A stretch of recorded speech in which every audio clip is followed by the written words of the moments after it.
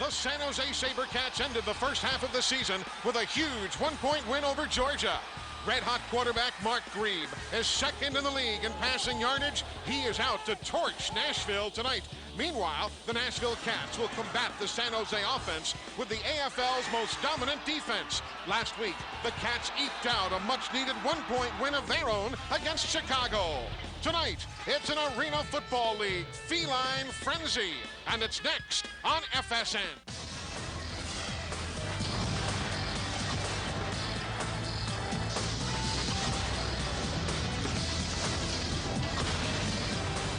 On a beautiful Saturday night in Nashville, it is the Nashville Cats undefeated at home, hosting the San Jose SaberCats in the AFL on FSN. Hi everybody, I'm Eli Gold. Welcome to Nashville. Glad you're with us. Coming into tonight's ball game, Corey with 9,940 yards. He needs 60 for that milestone. I saw him out here during warm-ups and talked to him. He's already worked up a big sweat, and he says, Eli, he's going to give us something to get lathered up about tonight. Well, let's all find out together. Of course, Charles, he's been chasing that record now for a while. Yeah, he missed a couple of games due to a concussion, so he would sure like to get this record taken care of and attend to the business of trying to win an Arena Football League title for Nashville. The kick by Brian Schmitz and Jarek Hillary to run it out for Nashville. He gets to the 7-yard line, and that's where Leon Murray and the Nashville Cats offense will be going to work. Wes Stevens made the special teams tackle. Let's check out the Nashville starting offense, brought to you by EA Sports. We talked to Fleming, and T.T. Tolliver's given name is Antoine. That's why it says A. Tolliver, but we call him T.T. And up front, a solid line right there. Of course, those guys also really make their name defensively in the case of James Barron, but Metz, who came back a week or so ago off IR, off the injured reserve, he's a key returnee for Nashville. Leon Murray starts the offense from the 7, has tons of time. T.T. Tolliver overthrown as they bump. He and Clevan Thomas do at the 3-yard line. Clevan Thomas, the all-time AFL Defensive Player of the Year, if you ask some folks. There you see the defense, including what would have been a newcomer picture of Van Brown. Couldn't quite get the picture in time, but Van just acquired, gets the start. And there's the rest of that defense, including 15-year veteran Barry Wagner in the middle. One of the all-time greatest players, maybe the greatest player here in Arena Football League history. Anxious to see how Barry does out on the corner, covering guys. He can also play the jack linebacker due to his versatility. 3-step drop and the slant. Catch is made. Fleming. Corey to the 25 to the 20-yard line and run off the play by Clevan Thomas. A 23-yard pickup and route to the 60 he needs for that 10,000-yard mark here tonight. Terrific job by Corey Fleming. Patient in his route. Comes across the middle on the slant. Zone coverage shown by San Jose on the first 2 snaps of the game. Corey Fleming picks up big yardage before Clevan Thomas runs him into the boards. Big first down for Nashville. Corey healthy just for the 2nd time all year, basically. Came back after a concussion. Inside handoff. Frank Carter on the behind-the-back handoff from Leon Murray. It picks up no more than a yard for Pat Sperduto's team, the 5th-year head coach of the Nashville Cats. He has won 3 Arena Bowl titles, and there is Darren Arbett in his 5th year, in his 8th year as head coach of the SaberCats. Only Tim Markham of Tampa Bay got to 80 wins more quickly than did Darren Arbett. He's a very, very talented coach. He's had a wonderful depth of talent with which to work. He had 2 Arena Football titles as the head coach in San Jose. Cornelius Bonner in motion. The slant to Fleming. Catch is made. Corey is in. Touchdown. 19 more yards on the touchdown to Corey Fleming. Nicely done, and Leon Murray hit him with a super pass. As many are wont to say in our society, it was deja vu all over again. You remember the slant route Corey Fleming ran on the first catch of the game? Identical route. This time he's able to catch it and get upfield quickly as he breaks through the attempted tackle by Barry Wagner. Corey Fleming off and running, and as our Steve Wrigley told us, he's lathered up to give us a great performance tonight. He is that Jason Witzak out of the hold of Glenn Gant to try to get to the point, and it is up and good. So with 11:39 to go in the opening quarter, just underway, 4 plays, 43 yards. Nashville leads in the first 3.5 minutes. Welcome back, everybody. Corey Fleming now with 9,982 career receiving yards. And no doubt you'll be able to see highlights of this game and all the other games this week as AFL Weekly comes your way Mondays at 3:30 here on FSN. It is a must-watch for every AFL fan, the only place where you can get every highlight of every game. Dave Benz, Howard Griffith, they'll be hosting it, and it really is the most comprehensive look at the Arena Football League. Mondays at 3:30 right here on FSN. Hope you can check it out. Howard's awfully versatile, Eli. He does the studio work. I saw this week he's doing a game as a color analyst in Arena Football. And Howard Griffith knows how to move around a little bit. Following in the footsteps of one Charles F. Davis. I tried to be his agent. Here's Kevin McKenzie on the run back for San Jose. Flag is on the play as he gets run off the play at the 17-yard line by the kicker, Jason Witzak. A 41-yard return, but again, a flag on the play. Number 27 on the return team. Half the distance to the goal from the spot of foul. First down. The hold on Frank Carter right there, number 27. Take a look at it, but we also see why McKenzie has been added to the roster. Great block by Barry Wagner, number 2 in the back, but right here, that's Brian Johnson, number 27, on James Barron. You see how he got his arms out extended, had a little cloth? That's where they got him for, but behind him, Barry Wagner with a significant, impressive block back behind the play. Wow. And indeed, as you said, it was Brian Johnson. I was same number, misidentifying the player there. But here's Mark Green, 9th year out of Cal Davis, the quarterback. Quick release in the right flat to James Rowe, and Rowe gets to the 14. Let's check out the EA Sports starters on offense for San Jose. Grebe, Wagner, Rowe. Maybe a new name to some folks, Ben Nelson, but he's a good one. And Phil Glover, the fullback. The offensive line, Bates, Loney, and Gant. And what they're trying to do is get more protection from Mark Grebe. When he's protected, awfully accurate in the pocket. Quick release, Barry Wagner on the slant to the 20-yard line. Reggie Stevens stayed with him. The Nashville defense, again brought to you by EA Sports. James Barron, we always talk of him, the big loaded nose guard. They have a game plan for him. Monty Montgomery is back in the lineup. His first name is really Delmonico Lamont Montgomery. Everybody calls him Monty. Big return off the injured reserve for Nashville. Yeah, they missed him. I mean, they're a team that really ball hawks, and they need him in the secondary. Grebe with time. Overthrows James Rowe, knocked down, incomplete. Stride for stride was Cornelius Bonner with him, but he overthrew James Rowe, the intended receiver. And James Rowe ended up being the defensive back on this play. If the ball's thrown to the corner over here, it's a completion, but it ended up being thrown back towards the middle. See how James Rowe had to bend back on the football? And once he bent back away and had to come back to it, that brought Cornelius Bonner into the play. And once he came into the play, Rowe had to act as the defensive back and knock it down, and that he did. Here's Grebe on second down. Throws that one away, and a souvenir to the gentleman in the red shirt. Heavy pressure from Frank Carter out of McMurray College in Jacksonville, Illinois. He was in on Grebe in a hurry. See the pressure coming right up the middle. That's Frank Carter, the MAC linebacker. The linebacker who's allowed to rush the quarterback. Ordinarily will be the MAC linebacker. Frank Carter, 4 sacks on the season. All of them coming in the opening week at New York.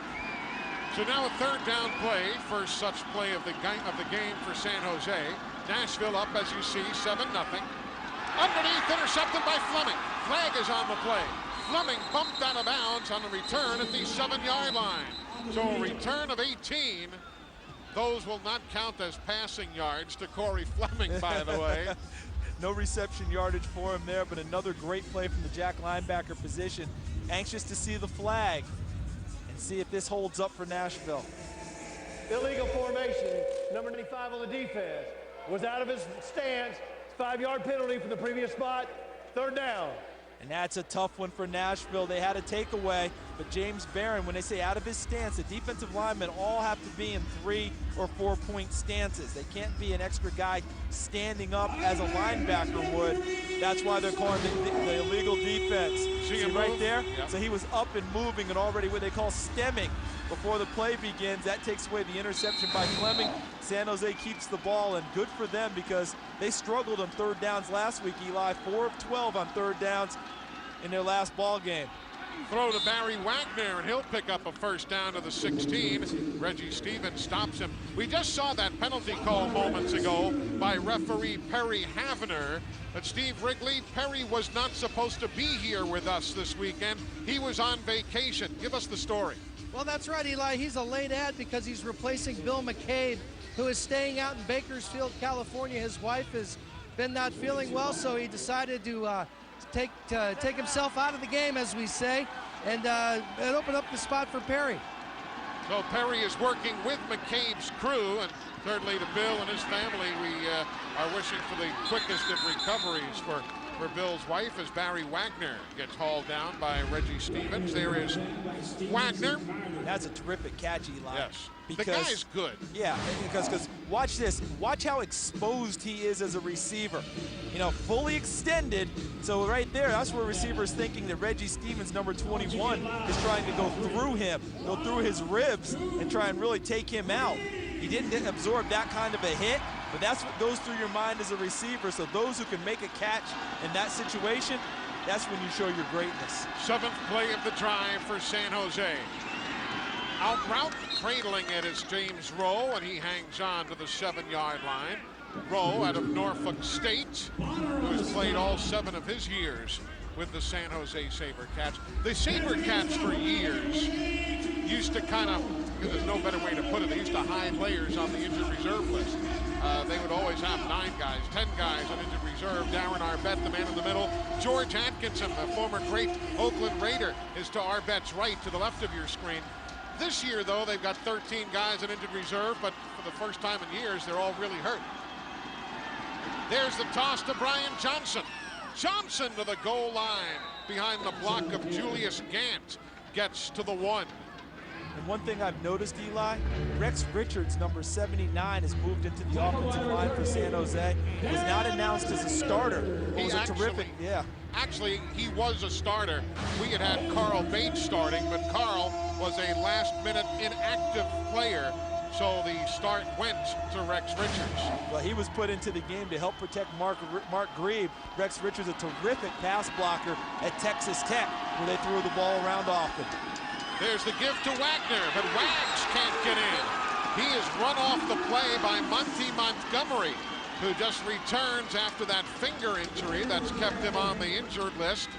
And they just strung the play out nicely. Watch Montgomery, 25 in blue. He ran it down, but the reason he was able to was because the defensive line, with help from Cornelius Bonner and Corey Fleming, were able to string the ball out. In other words, there was no gap for Barry Wagner to run into. So he kept trying to bounce it outside. That allowed Monty Montgomery to run the play down from the backside.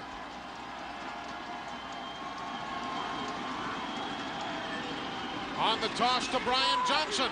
Follows the beef, touchdown. He followed Rex Richards, the man you talked of moments ago. 2 yards on the rumble, touchdown San Jose. The difference in that play as opposed to the last one was that a gap finally came open. Great block by Barry Wagner, point of attack to your left. Rex Richards coming down the line, then finds the gap and leads, and Brian Johnson follows big 79 inside. Brian Schmitz, out of the hold of backup quarterback Stoney Case, will sneak the extra point in right alongside the right upright. So a lengthy drive, but it pays off. 10 plays, 42 yards in 7 minutes. We're tied in Nashville. Welcome back, everybody. Music City, 7-7, San Jose and Nashville. Tonight's Ironman Spotlight, James Rowe, a man who for the last 3 years has been on the All-Ironman team, and a much-coveted two-way player, Frank Carter. Two terrific players, James Rowe carrying his team in early going from the receiver position, and Frank Carter, known mainly for his sack ability from the MAC linebacker position. But don't let each of these guys fool you. They'll turn around and make great plays on the other side of the ball. Two of the best in the AFL. And we'll keep an eye on them as our evening continues here in Nashville.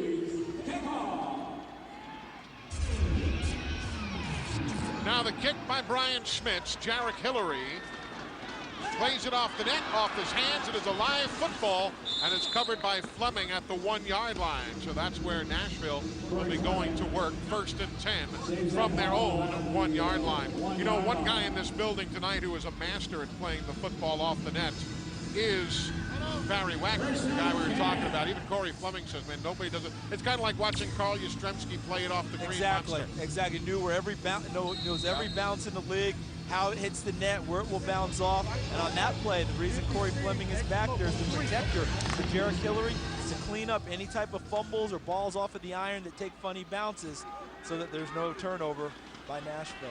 Now Fleming is on the bench as this series begins. Leon Murray from his end zone over the top.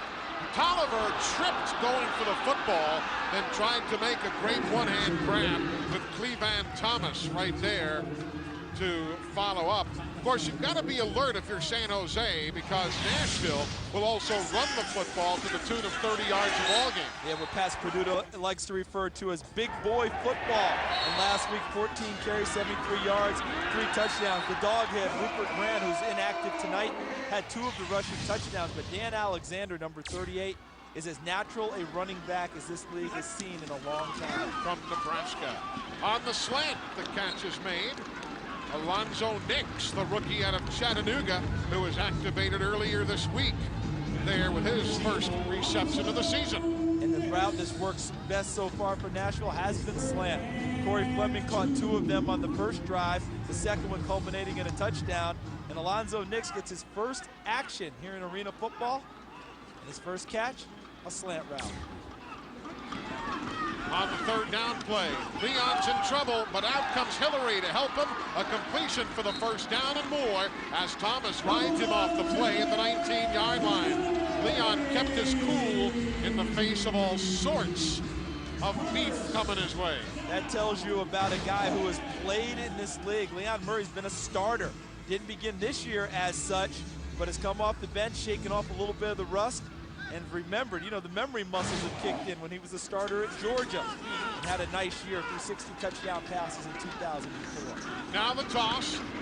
Hillary lined up in the backfield, and that play loses because Brian Johnson sniffed that out from his linebacker spot and said, uh-oh, little number 1's not supposed to be back there. Something's going on. Yeah, quick memory flash for Brian Johnson, number 27. Watch him in the middle of the play. Just diagnosed it, stayed inside out, as they like to say, so he made sure there was no cutback by the runner and made a nice tackle. He remembered his days as a defensive end at the University of New Mexico.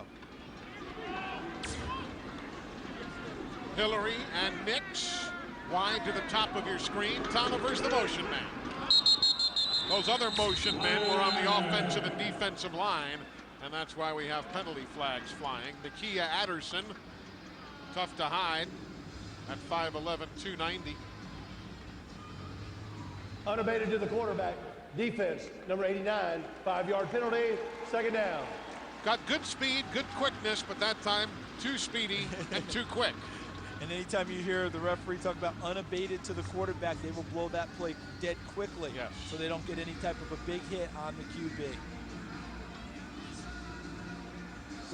Watch a lot of zone defense coming from San Jose early. Kevin Guy, their defensive coordinator, but it sticks in my head what Pat Perduto told us. Any type of defense you play in this league ultimately turns into man-on-man coverage downfield. So the key for San Jose, even if they're playing zone, they have to get pressure on Leon Murray so he can't stand in the pocket and pick them apart. Dan Alexander on the screen attempt out of the backfield, but the ball is off his chest. That time Alexander made just a quick look as though he were going to block the man, and of course let him through as he deployed. The guy was on Leon Murray before anybody had a chance to react. Exactly. They got the pressure that they were seeking on the quarterback and still covered the fullback. So there was nowhere really to go with the football. Nashville actually lucky that it was just an incomplete pass and the ball wasn't popped up in a potential interception. Very quickly played first quarter. You see we're inside now the final minute of the period. Nashville's second third down play of the night. Going long, no one home on the one-hopper towards Jarrett Hillary. The fans say Cleveland Thomas had put him down, but the ball nevertheless bounced well short of the intended receiver, and there was no whistle. I wonder if they were trying to throw that ball short on purpose to try and expose Cleveland Thomas. See how he tries to come back for the football? Yeah. What they were trying to do is to get that holding call on Cleveland Thomas if they couldn't fool him totally. Because there is a lot of bumping and grinding downfield, but in the AFL, you tend to get away with more of that than you would probably the stadium game. And Cleveland Thomas bumps and grinds with the best of them in coverage downfield. Learned that playing at Florida State, where he won 2 national titles with the Seminoles in 2000 and 2001. You saw the movement and the flags. Perry Havener tells us about it. False start. Number 75 on the offense. 5-yard penalty, 4th down. Tyrone Hobson came back off a knee injury, the rookie out of Eastern Kentucky. He was guilty that time, and there's Pat Sperduto.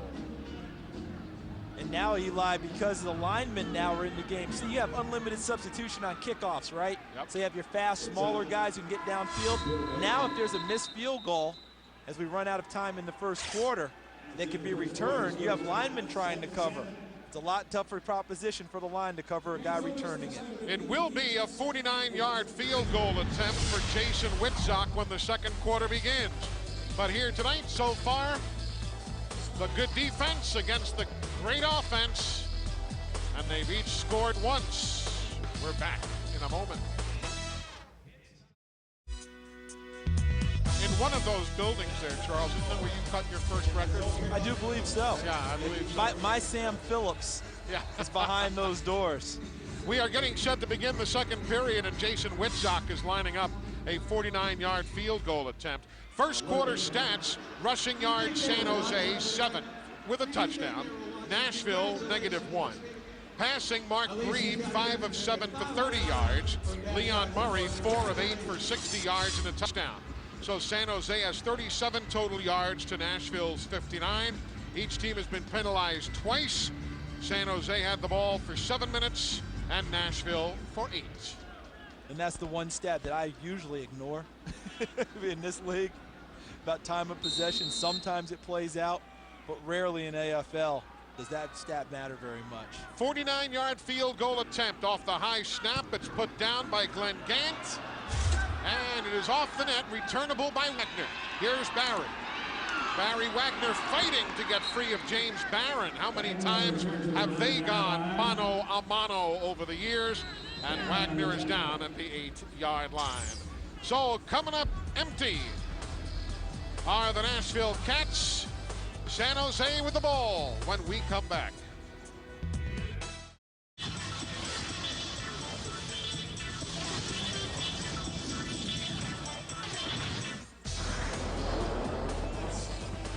The 20th year of the Arena Football League, downtown Nashville. That's where the Gaylord Entertainment Center is located. Eli Gold, Charles Davis, Steve Wrigley. The Bell South building there, front and center. They become what, the AT&T building or something? Who knows? Everything's changing names now. Looks like Bruce Wayne designed it. Doesn't it, though? Yes, it does. Stately Wayne Manor. I love it. Only the second possession of the ball game for San Jose. Grieve under pressure unloads it. Joe Minucci was all over Mark Grieve, and he did a great job just to unload the football. Minucci out of Delaware. He's played awfully well for this team in all rookie league selection last year. Look at the pressure that he puts on. He goes right past Bill Glover, number 31, the fullback, to get in on Grieve. And Grieve, with his veteran experience, knew he had a receiver in the flat, but threw it so that no one could get the football. Wasn't risking an interception and did not take a sack and lose yardage. And Minucci beating Glover one-on-one. Glover's a guy who played in NFL Europe. He's not exactly chopped liver. Setting up the screen to the big man, Julius Gantz, out of Middle Tennessee, the rookie. He'll get to the 15 to the 16-yard line where Corey Fleming stops him. The Blue Raider met by the Volunteer, and this is a great play by Corey Fleming. Watch how he submarines under the block by number 91, Dan Loney, and gets to the legs of Julius Gant. If Fleming doesn't get there and Loney's able to make that block, look who's out in front. 79 Richards has a chance to be a one-man convoy for number 67, Julius Gant. So that's a big play by Corey Fleming. Of course, they made the hit and he goes out of bounds, so they'll snap it from the 11. Grieve wide open, James Rowe, first down to the 20-yard line. Robert Freeman was there, spun Rowe back, but the first down and forward progress yardage will be to the 21. And this is a big first down for San Jose. They came into the game only connecting on third downs and picking up the first down 38% of the time. Last week in their ball game against Georgia, just 4 of 12 on third downs. So that's a big stat for San Jose to try and improve on. Rowe is in motion. Screen pass to him down the left side to the 19-yard line. You know, this year has been different for Darren Arnett, the head coach of the SaberCats. Normally, for years, they were the top team in the league, and he would just basically throw the football out there and say, guys, go play. But now, this man here, George Atkinson, and this man here, the head coach, Arnett, are really having to coach. He said, I got so many young guys who don't know the league, the strategies. He goes, this is a whole different deal for me this year. You have to really go over the nuances and teach them the game over. So he had veterans who could help him break in the new guys. Grieve, Rowe, flag on the play, Robert Freeman, as he and Rowe got together, and the flag will be the third penalty of the ball game. You know, it's rare that a penalty on a team is a beneficial penalty. Yeah. But that one was by Robert Freeman. Illegal contact. Number 20 on the defense. 5-yard penalty. Automatic first down. The reason I say that is that James Rowe and Mark Grieve recognized they had Robert Freeman beat after running a short route. Rowe turned it upfield, and Grieve threw it towards the end zone to give Rowe a chance to run under it. Freeman realized he was getting beat, makes the contact to delay him, even though the ball was in the air. Rather take the 5-yard penalty than give up the touchdown. Mark Grieve, 9th-year veteran, lays one out long over the shoulder. Ben Nelson, touchdown, a beauty. 17 yards, beating Monty Montgomery. Nice pass catch right there.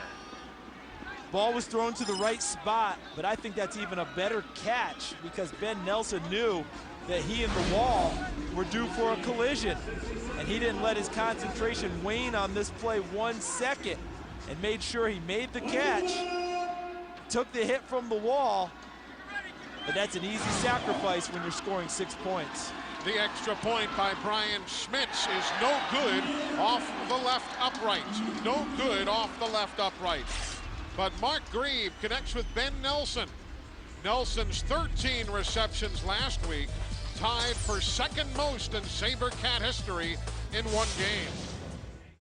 Welcome back to Arena League football on FSN. I'm with Ben Nelson, where San Jose has just taken a 13-7 lead over the Nashville Cats. Ben, you were pretty wide open on that play. That looked like something that you guys were trying to exploit with a couple of passes on that drive. Yeah, we ran that route a couple times in the previous drive, and we noticed it was open, so we just waited until we got in the right spot and ran that play. And you're picking up right where you left off last week. 13 catches.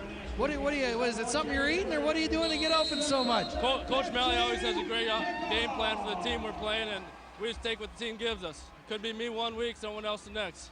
Thank you very much, Ben Nelson. Back upstairs to Eli and Charles. Thanks, Steve.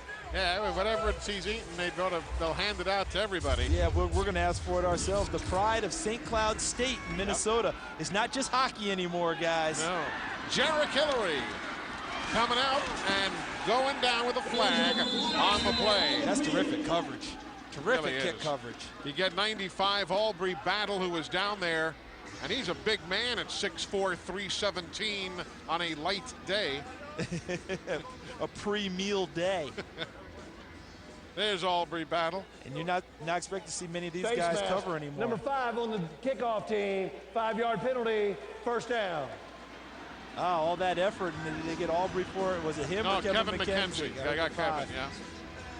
But I just thought that was just great coverage, because remember, the rule is you can't cross the 5-yard line as a coverage team until the ball is brought out of the end zone, correct? That's when they were right there waiting. They were on right him, there though. waiting for him. Terrific coverage. Leon Murray at quarterback. Looks off Fleming.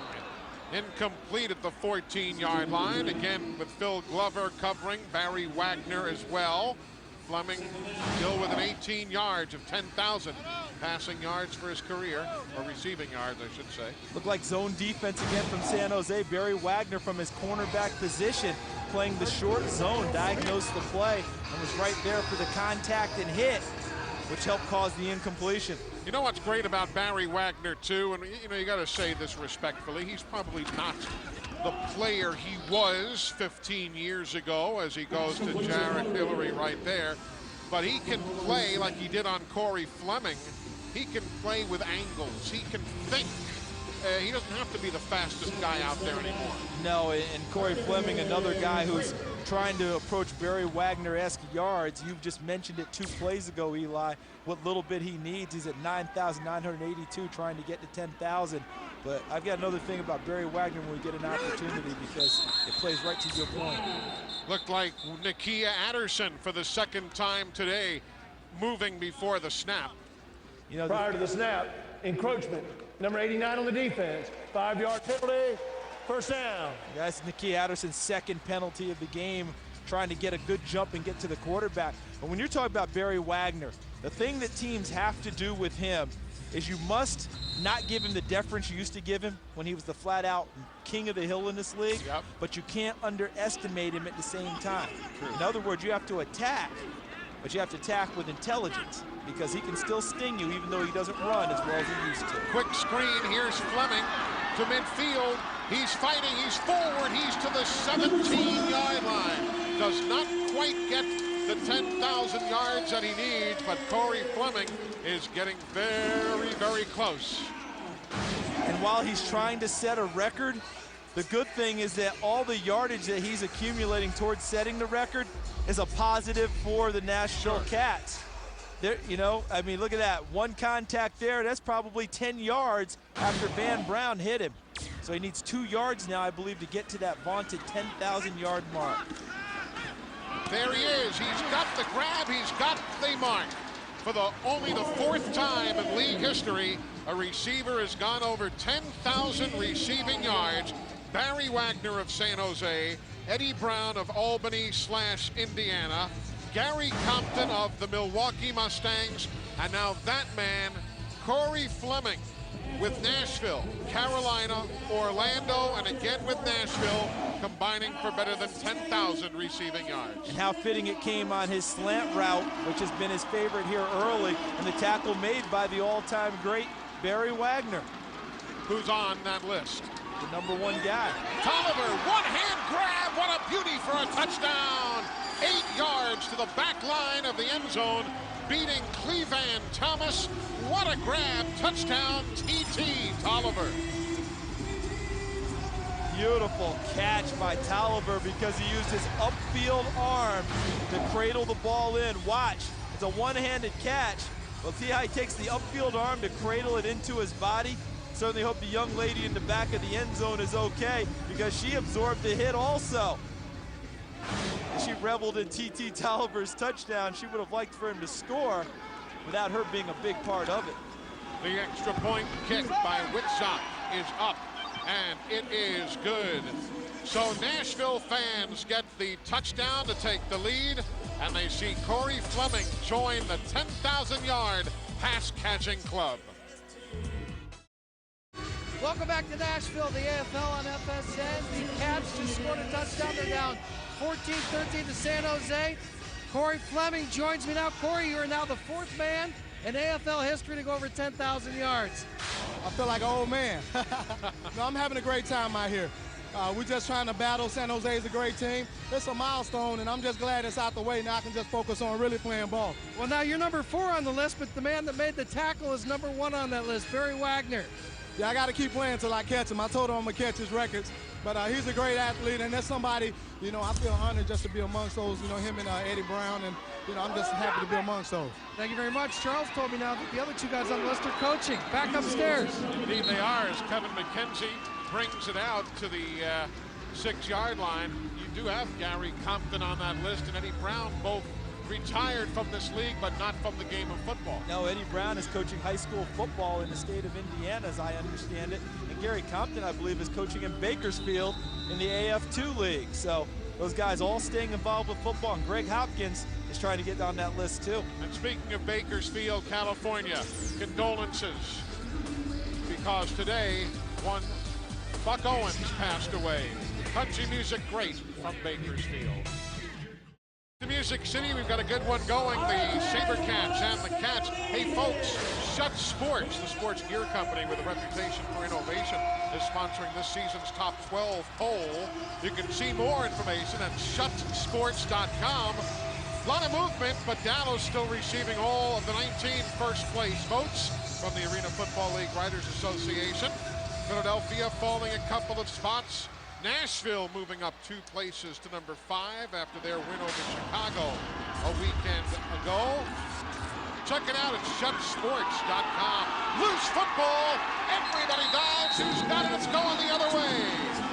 It is going to be Nashville Cat football.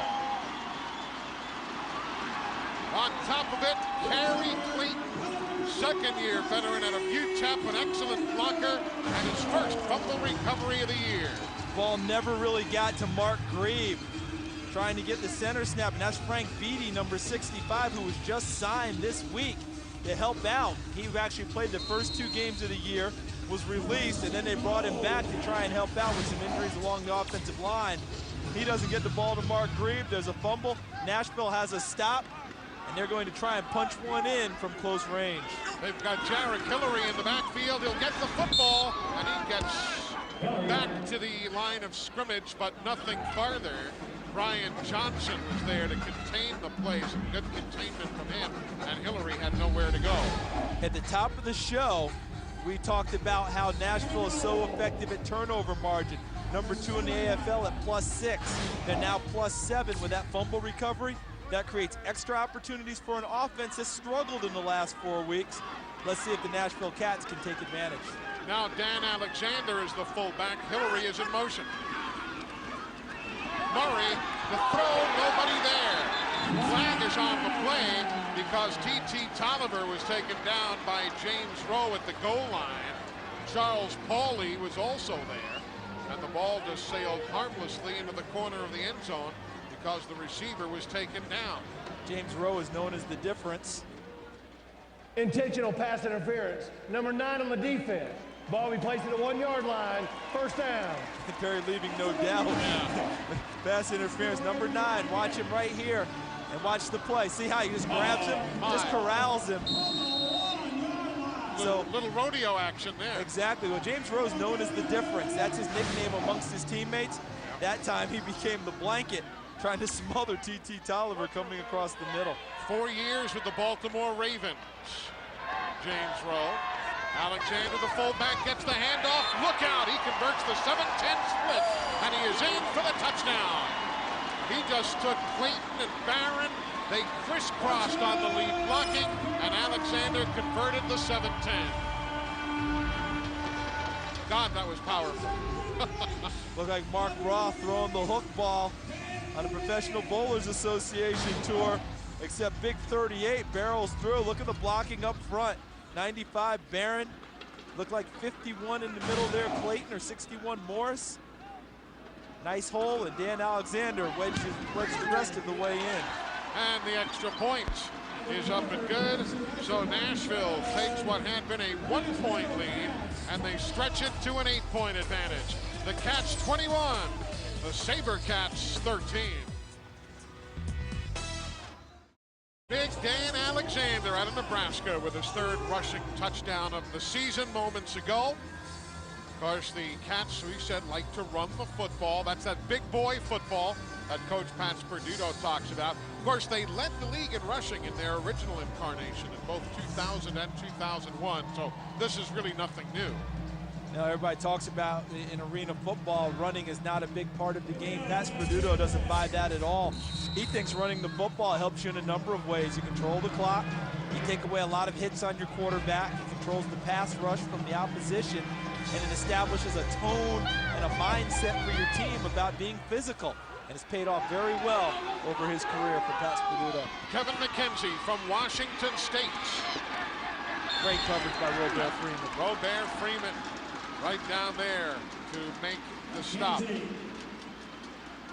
So now the offense of San Jose comes back to work, and a chance for Darren Arbette to get some more points on the board, maybe earn career win number 86. Yeah, another win. If he gets a win tonight, he ties Perry Moss for number 5 on the all-time list. Perry Moss's last coaching job with the Orlando Predators. And earlier in this game, Eli, we were talking about how Darren Arbette previously had veterans. He didn't have to coach quite as much with what he's doing now.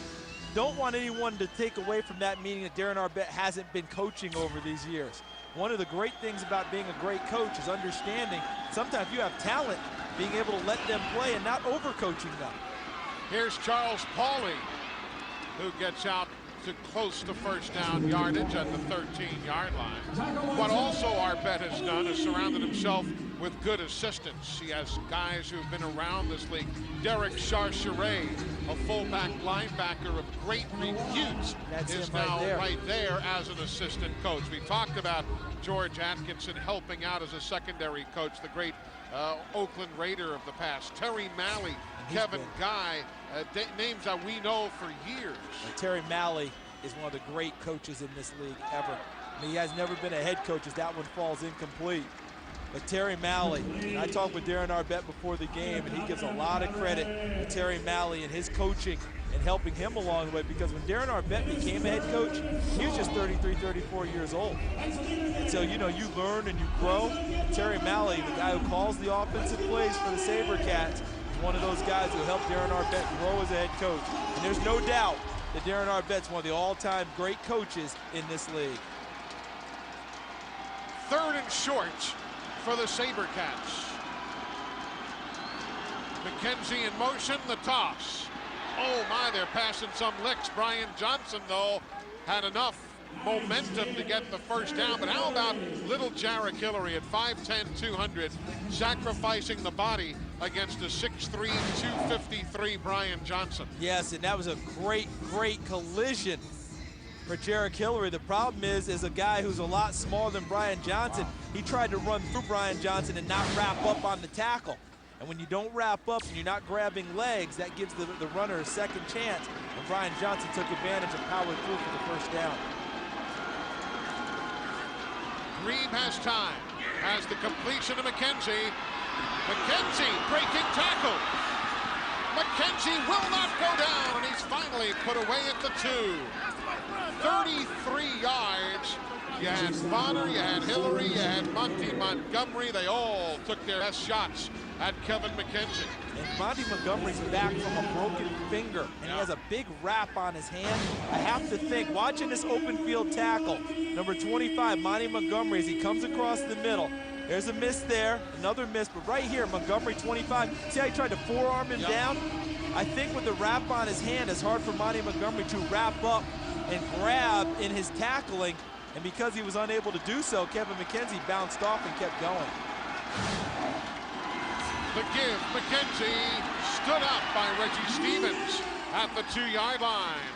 Good defense by Stevens that time. He got good forward progress in a terrific spot for the San Jose SaberCats, because where Kevin McKenzie ultimately went down, he got the spot up front. And there's a little face mask at the end of the play. Stevens out by the birdcage. Look, it was inadvertent at the end of the play, no call, but a nice spot for the San Jose SaberCats. Coming up on the 1-minute warning. Well, they play big boy football here. Oh, Grebe got up to signal towards Brian Johnson as fullback, and lineman Rex Richards took that motion as the time to go. False start. Number 79 on the offense.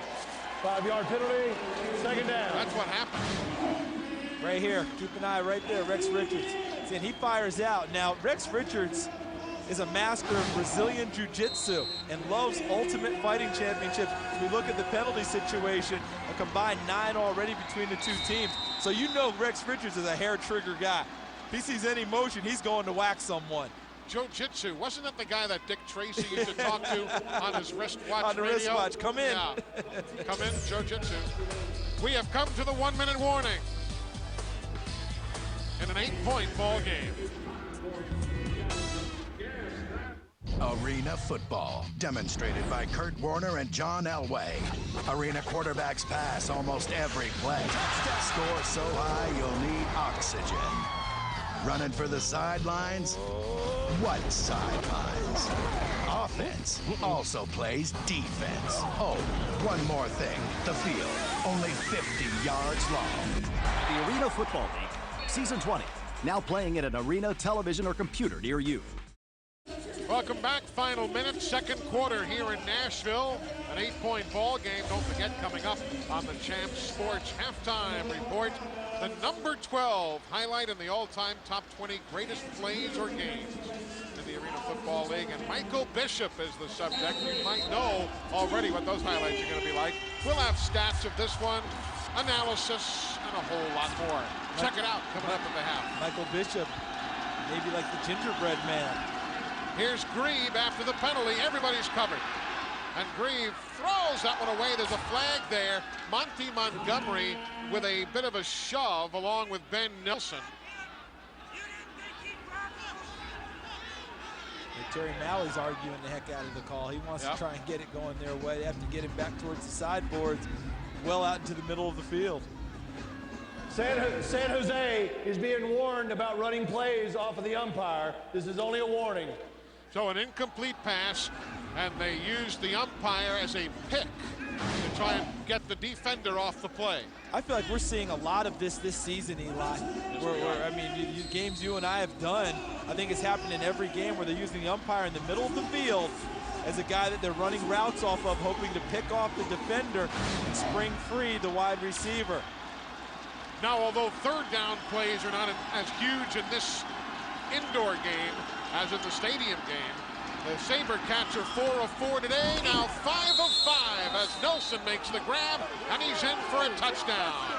Ben Nelson with his 6th touchdown reception this evening, and a 7-yard grab for the score. Terrific job by Ben Nelson. Great protection, no pressure on Grieve. That was great route running by Ben Nelson because he was very physical in running the route, pushing off on Monty Montgomery and then stretching the ball across the goal line for the touchdown. I saw the official nodding, but I never saw him pick up. Fake on a 2-point conversion try. Stoney Case, does he get in? I don't think so. No, he does not. Reggie Stevens denies him, and now the tempers are short.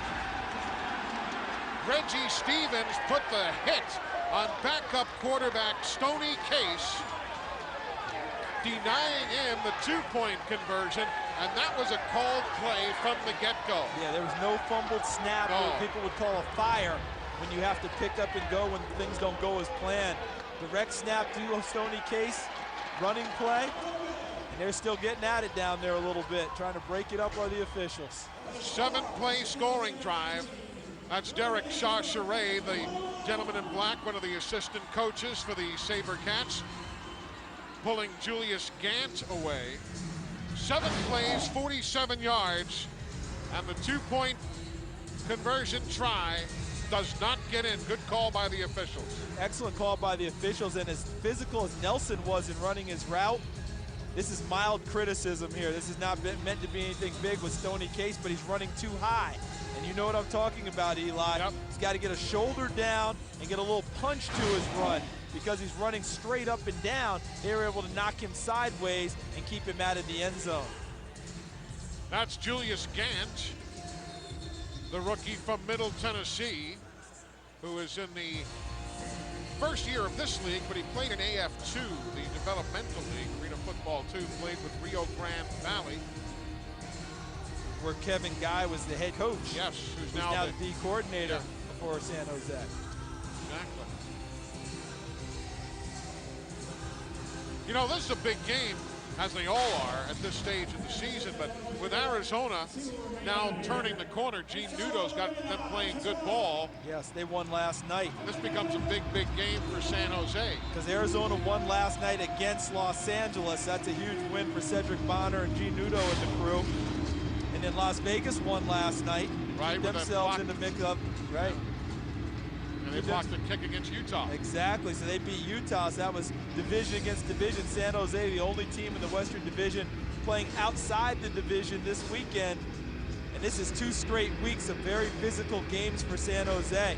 Last week against Georgia, and after that game, Darren Arbette gave his guys 3 days off to try and recover and get ready for another physical game tonight against Nashville. Arbette told me downstairs before the game, my goodness, does Doug Plank's team hit? Boy, they bring it. They hit everything that moves, including ushers, attendants. Off the iron, ball is loose, and out of bounds it goes. Out of bounds it goes to the 3-yard line. Steve Wrigley, emotion still a little short down there after that 2-point conversion stop. Yes, Eli, things were a little spirited. I asked Aaron McConnell, what were you guys saying in that pileup? And he said, we were just expressing our love to one another. And then he ran back on the field. I'm not sure if he was kidding me or not. He'll be here all week. Try the veal, folks. Always a comedian out there, right? 32 wide around a couple of years in this league. He's part of the all-rookie team last year. He and Joe Minucci. Yeah. He plays coach here in town in high school. McConnell coaches for Father Ryan High School. Guess he can demonstrate technique pretty well, can't he? Yes. Leon Murray and a souvenir looking for T.T. Tolliver. And there's a big guy with the football. Now Nashville, with a win, would go to 6-3. There's Colorado in action as well. So one on the line for the Nashville Cats. Don't be surprised if Nashville tries to run one of those little short routes, a little hitch and go, a little out and up. The way that the San Jose defensive backs react on pass plays, very aggressive. Sometimes they try and use their aggressiveness against them. Airing it out to Tolliver. First down, and TT avoids one tackle. Danced away from Barry Wagner, but then Clevan Thomas was there to put him away, but still a first down across midfield. Very intelligent play by T.T. Tolliver. Picked up what he could, thought he might have a chance here on the move to make a big play. And he's looking for it. Now he realizes he doesn't have it, so what does he do? He gets all he can, dives out of bounds, which stops the clock and saves Nashville from having to use a timeout on this drive. Barry Wagner trying to tackle liquid mercury there. Like smoke through a keyhole. See time remaining until halftime, 31 seconds. The pump and goal. Fleming can't get around Wagner. That's the smarts of Barry Wagner. And Brian Johnson behind the play put the boom on the quarterback. But there was Barry Wagner using his smarts to keep Fleming at bay. That allowed the pass rush to do its job because Barry Wagner didn't allow the play to break quickly. And that allows Brian Johnson to get in and get a hit on the quarterback, Leon Murray. But what Barry Wagner did was he had he had one eye on the receiver, one eye back on the quarterback, and saw the pump and realized, okay, I don't bite on that. Let me continue to retreat. And that took away that pass play. Bonner is in motion. And flags. Corey Fleming was the other man who moved. So it'll be the fourth flag on the Nashville Cats. Prior to the snap, false start. Number 12 in the offense. 5-yard penalty, second down. There was a hit record about that, wasn't there, Eli? A little backfield in motion. Backfield in motion. There you go. I'm going to let you sing because I have no We're pipes. going to have to penalize you. I'm not doing it. You got to know your limits. Oh, goodness. What we won't do for the entertainment of our viewing audience. What happens when you're in the Music City? 25 seconds to go until halftime. Leon Murray looking long. Tolliver behind the D. Knocked away. Incomplete. Barry Wagner and Omar Smith. First time we have called Omar's name tonight. Another 7-year veteran of this league, double teaming on Tolliver. And again, the intelligence of number 2, Barry Wagner. They were beaten on this play because Tolliver turned around the defender and goes in the back. But what Barry Wagner did was he never saw the football, but he watched the eyes and the arms of T.T. Tolliver. And when he went up to get the football, that's when Wagner reacted without ever looking back at the quarterback. He played the eyes and the arms of the receiver, went up through them, and knocked the pass away. Timeout now being taken by Nashville with 18 seconds remaining, their first timeout. So we've got time to burn should the Cats and the Saber Cats want to talk things over. You know, Barry Wagner's one of the all-time characters in this league. As we watch Leon Murray talk with his brain trust, we always used to laugh about Barry Wagner. We'd be sitting in Tampa, Florida. Barry'd be out in San Jose, and you and I would be on the air promoting an upcoming game with San Jose, and we would say, wonder what Barry Wagner's doing now. And we all looked at each other and said, he's either talking, thinking about talking, or just wrapped up talking. And getting ready to do it again. Yeah, one of the great guys, a super personality. Yeah, and the career that he has had in this league, playing on AstroTurf every single time, hardly ever missed any games, 6 straight years as the Iron Man. Yep. And I know he was ranked number 2 in that poll. And he says it should be 7. He said, yes. I'm still telling you I Still was mad. wrong 1 year. That one is intercepted. Intercepted by Barry Wagner. The man of whom we were speaking moments ago brings it back to the 24-yard line. Charlie Morris puts him down, and Daddy Wags with his first interception of the year. I'm telling you, as I was getting ready to say, I know the poll said that he was ranked number 2 all-time player in the 20 years of arena football.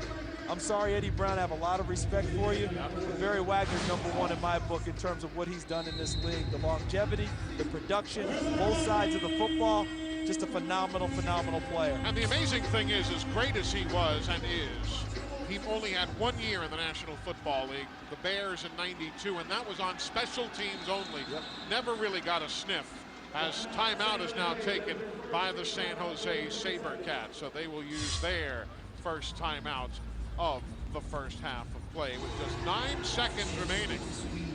Of course, at this point, you got to figure, take a try or 2 towards the end zone, but you got to come up with some points to at least potentially take the lead, 22-21. That's what Darren Arbet is. He's letting Terry Malley talk this out with his quarterback and his offensive specialist, Ben Nelson. Take a couple shots downfield, get yourselves in position, but come away with no less than an attempt for 3 points, as you outlined, Eli, to give San Jose a chance to go in up 1 at the half at the very least. The motion man is James Rowe. They go to the deep corner. Wagner over the shoulder. Can't find the ball, and it's incomplete with Reggie Stevens there covering alongside. You know, the Nashville Cats, we talk about their great defense. But look at that, the first 4 games versus the last 4 games. The offense has it's gotten better. Look at the turnovers and the penalties. That's where you're really halting your progress. Yeah, if you're turning the ball over, you're not in control. If your penalty yardage is going up, you're stopping your drives. They thought it was getting better, like I said, after the first week, after the first 4 weeks, and then all of a sudden, they have a game. Interestingly, in week 5, they beat Grand Rapids, but then the losses in a row at Arizona and in Utah really put the offensive numbers in the tank. Only 34 points in Salt Lake against the Utah Blaze. That was the night they lost their starting quarterback, Clint Sterner, to a knee injury. He actually got hurt in the first quarter, tried to play on, and after the first series of the third quarter, Pasquarduto put him down, and that's Clint Sterner with the hat turned backwards, the former pride of Arkansas, the Razorbacks, and last year was the AFL rookie quarterback on the all-rookie team with the Dallas Desperados. Set rookie records for attempts, completions, yards, touchdowns. Here's a 41-yard field goal attempt to end the half. Brian Schmitz, 41 yards, no good. Returnable by Tolliver. Watch the coverage. Clock is at 0s, and Tolliver is taken down, and that will be the end of the first half of play. So halftime here in Music City. Nashville 21, San Jose 19. Darren Arbett's crew down by a couple with a half of football yet to go. And this game is as close as a missed 2-point try by San Jose. Both teams have 2 stops on defense in the first half. It's as even as we expected and as physical as we expected. Steve Wrigley is with Coach Sperduto. Thank you, Eli. Pat, 21-19 here at the half. Your impressions of the first? Well, we got to clean up a couple things on offense, and defensively, we're not getting many stops. He's kind of picking us apart a little bit. This was kind of billed as a matchup coming in as your defense against their offense. It's our team against their team. What are you going to tell them at half? I'm going to tell them we got to tighten up some things in order for us to pull out this victory. Thank you very much. Best of luck in the second. Pat Sperduto back upstairs to Eli and Charles. All right, Steve Areno, thank you very much. Halftime here in Nashville. When we come back, a look at the all-time number 12 play and player in the history of the Arena Football League. That plus stats, highlights, and analysis at halftime.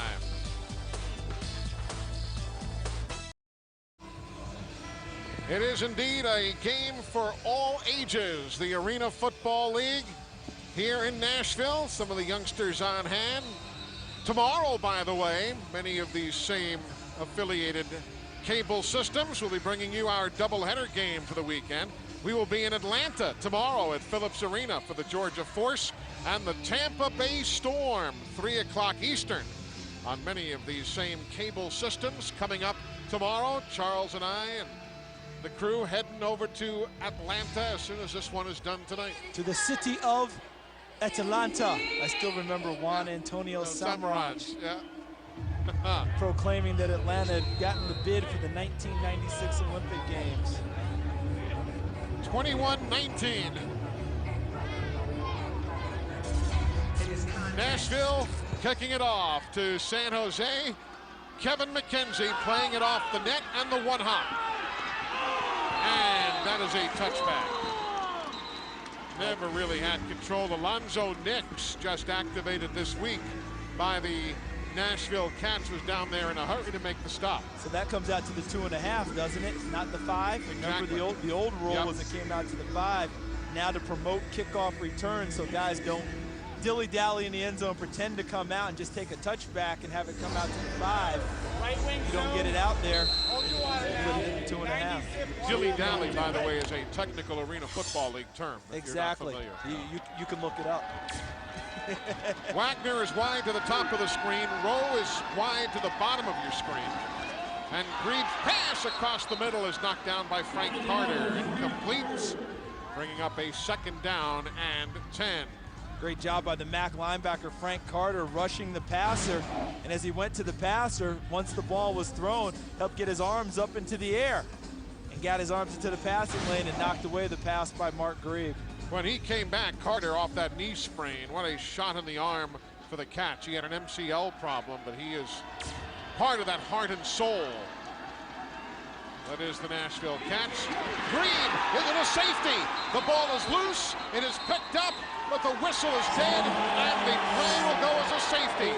Joe Minucci was there, and a safety for the Nashville Cats. They lead 23-19. Joe Minucci is a pass rushing terror for the Nashville Cats. The last ball game we saw here against Chicago, he had 2 sacks in that game. Mark Grieve trying to get rid of it, but he beat Julius Gant was in on that one, but Minucci right past him and forces the safety. So it is a 23-19 lead. Mark Grieve said, where'd all those cool Cats come from? Back to Nashville Cats Arena League football on FSN. We're here with Joe Minucci.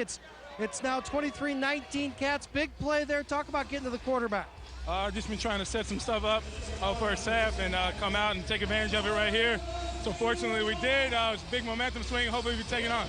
This is an offensive league, but the Cats lead the league with 19 sacks. You're having a great year rushing as well. That's definitely our strength, and we just hope to keep bringing it. We had a great first half, and we just got to keep rolling with these last 8 games. Thank you, Joe Minucci. Back upstairs to Eli and Charles. Thank you, guys. Minucci was on the all-rookie team a season ago as that kick off the net to Jarek Hillary. Hillary, wow. They grabbed face mask there on the tackle attempt at the 8-yard line. He looked like Linda Blair in The Exorcist looking backwards. Big Van Brown was the man who was out there reaching. Take a look at this. Personal foul, face mask. Oh. On the kicking team. Only thing we're missing was the split pea suit. Oh, and thank goodness we didn't see that, but Jarek Hillary very fortunate he's not injured in a big way on that play. Nothing malicious by Van Brown, just trying to capture the elusive Jarek Hillary. Unfortunately, he got him in the face mask area. 7 penalties on San Jose tonight, 3 on special teams. That is not going to make the coaching staff terribly happy. But Nashville's loving what they're seeing tonight. They've really dropped their penalty number significantly thus far this evening. Leon Murray looked left and threw right to Cornelius Bonner. And Bonner picks up 9 yards, maybe 10, pending the spot for the first down. James Rowe and Omar Smith were there. Those are some of the numbers that Steve Wrigley was talking about earlier when chatting with Minucci. According to the official stats, up to 20 sacks on the year.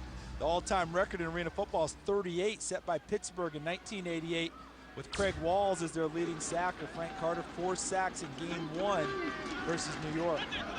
Quick release to Fleming. He's got it and picks up 6 and will not go down. Look at that second effort by a 9-year veteran, Corey Fleming. Barry Wagner, Phil Glover, they were all along for the e-ticket ride that time. You remember the Notre Dame USC game, a little controversy at the end about Reggie Bush helping Matt Leinart into the end zone. Watch at the end of this run and tell me Corey Fleming doesn't get a little help from a friend of his wearing blue. Watch. Minucci says, come with me. Look at that. Joe Minucci. You know, you sack quarterbacks, not your teammates, but at least he took him in the proper direction. Probably should have been a penalty flag for aiding the runner there. Fleming in motion, and he's open in the corner of the end zone, but he can't get there. Cleveland Thomas stayed with Corey Fleming. Just could not get to the football. I say that a little facetiously, but that really should have been a penalty. That was aiding the runner in a big way. And Leon Murray, who last year threw 8 touchdown passes against San Jose, in San Jose. He was a starter for much of the season last year with Nashville, a previous starter in Georgia. Now at the helm, replacing Clint Sterner while Clint heals up from a knee injury. Yeah, April 29th of last year, Cats won that one 57-55 behind Leon's passing. Completion to Bonner. And Cornelius is to the 6-yard line. Barry Wagner and Nakia Adderson combining on the stop of Bonner. Interesting note, these Nashville Cats, very first game ever. First game ever, May the 2nd, 1997. They faced San Jose and won the ball game 47-21. So this team, this combination goes back to day 1 in Nashville Cat history. Bonner in motion. Leon, oh my, Nakia Adderson, nobody picked him up. And flags, he and Van Brown. Brown is the man who came in unabated, and Leon is stunned. Leon Murray on his back. Adderson on one side, Van Brown on the other, and the helmet. And watch at the end of the play, Eli. It's going to be the extra thing that Van Brown does as he gets up. Watch. See that? Slapped him. He smacks him on the head. And offensive linemen do not like their quarterback being hit. Van Brown, the rookie out of Northwest Oklahoma State. His older brother is Chad Brown. You may know the name of the 13-year NFL linebacker. That's Van's brother. Well, I'll tell you, Nakia Adderson and everybody occupied, and Van Brown just came charging in. After the play was over with, unnecessary roughness. Number 31 on the defense. Half the distance to the goal. Automatic first down. Well, Phil Glover's taking the hit on the PA from Perry Havner, the official. Yeah, it wasn't Glover. But I do believe it had to be on Van Brown, although I will say this, I felt like those flags came out late. I felt like the play happened and then the reaction occurred and then the flag started to come out. Well, I'll tell you, I think quite honestly, ultimately they got it correct. Yeah, I don't think anybody expects a guy to get up and slap the quarterback. The officials probably were staring for a moment before they threw it. So a 1st and goal, there's the toss, and Frank Carter is to the 4, nearly the 3-yard line before Van Brown and James Rose stop him. And I'm not an apologist for Van Brown. The play that he made was not a smart play because it penalized his team. But I don't think he was trying to injure Leon Murray. I think he got carried away with the exuberance of the play. After he got up, a lot of times you'll see guys tap each other like nice play, what have you. But there was just too much enthusiasm, and that smack to the head to Leon Murray. It had to be called. It wasn't a Marcus Vick kind of stomping on the guy not at all. by any stretch. Again, the fake inside. There's Tolliver throwing to Fleming. Touchdown. They faked the inside give. Murray goes to Tolliver. Tolliver shoves the football to Corey Fleming for a touchdown. T.T. Tolliver and Corey Fleming hooking up.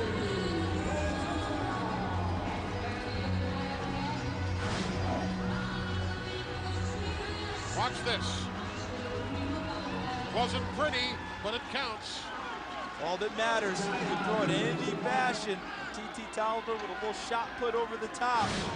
Pays it off. Extra points. Up and good. So the Nashville Cats are on top 30-19. A safety and a touchdown pads the lead. Welcome back to Nashville. A little razzle and dazzle putting points up for the Cats. Goes opposite Dilly and Dally, because what a great, it was a pitch. It's a pitch to Tolliver. He comes around, picks up the block on the corner that allows him to get wide, and then Corey Fleming sneaks to the corner of the end zone. But right there's the defensive coordinator, Kevin Guy, very upset about something that happened down on the field. He thought there should have been a penalty against Nashville based on his body language and appearance. While you were gone on the commercial break, Kevin Guy, along with head coach Darren Arbett, were out with the officials at the 25-yard line. And Arbett, the head coach, was doing his best to calm that man down. Kevin Guy, the defensive coordinator for the SaberCats. I mean, he was as upset as Earl Weaver in the face of Ron Luciano in a baseball game. Well, those two got along well, didn't they? Yeah. McKenzie fielding the kick by Witza. Well, he gave it the effort, but great coverage. Robert Freeman. Last week, we saw Chicago shred the kickoff coverage of Nashville. Yep. What a difference a week makes. The improvement in covering kicks has been dramatic, because last week, they brought back one for a touchdown, another one for a big gain. This week, almost no running room for the San Jose return guys. Robert Freeman played for the Rhine Fire in NFL Europe. And here we go. Let's see what San Jose can muster now. Down 30-19. Quick release. Wagner can't play the football. Off the top of the threads of the carpet. Julius Gant and Rex Richards had already pulled out, and they were going to lead the blocking for Barry Wagner, but he couldn't hang on to the football. This is as important a drive as San Jose has had in this game, because Nashville's threatening to really take charge of this ball game. If they can shut down San Jose here and get the ball back and score on offense. Here's Grieve to Wagner. Nice one-hand grab for Wags. And he gets to the 12-yard line where Reggie Stevens and Robert Freeman combine on the stop. Mark Grieve conferring with Terry Malley, their play caller, assistant head coach of the ball club, one of the better play callers in the league. 7:35, you see time remaining, third period. Screen Wagner the other way. And Barry gets 6 out to the 19-yard line. Again, Gant and Richards pulling to lead the blocking for the veteran Daddy Wags. Getting the sense that the play calls by Terry Malley right now are what I would call settle down plays. You know, San Jose's been kind of punched in the mouth a couple of times. The safety, then they give up the touchdown, a razzle-dazzle play. They wanted to run offense and control the ball a little bit and try and get the team settled back down after that turn of events. Now over the top. Open, looking for another touchdown. Ben Nelson. He is at the 1-yard line. They'll spot the play dead at the 1-yard line with Robert Freeman covering a 29-yard pickup in a bid for his 3rd TD of the night. It's a twofold effect.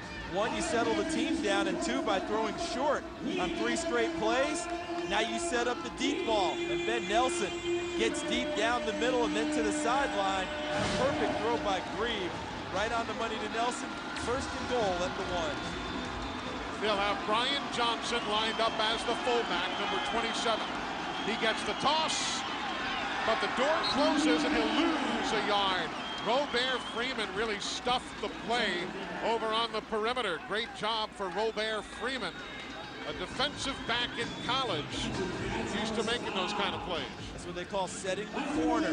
Being able to come up as a cornerback or a defensive back, get to the corner and not get wide.